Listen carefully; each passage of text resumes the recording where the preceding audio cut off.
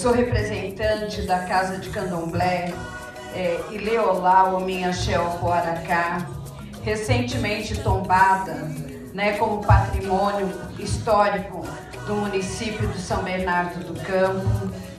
Sou cidadã emérita também desse município e dentro do Fórum Interreligioso eu sou a fundadora, junto com outras pessoas, né, lutadoras, para que nós estivéssemos hoje num dia especial, assim, honroso.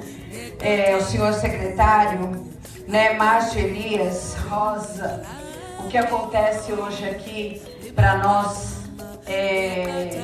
assim, de uma importância tão grande, que os nossos ancestrais com certeza estão felizes, né, e abençoando o momento de hoje, né?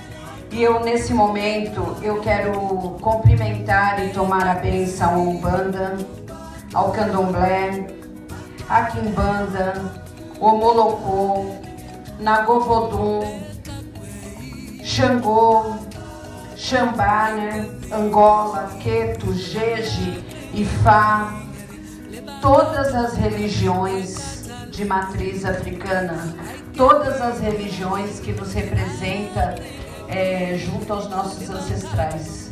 É de extremamente importância e eu cumprimento a mesa com o secretário e a senhora deputada Gil Clélia Gomes pelo momento tão especial e no qual eu cumprimento a todos.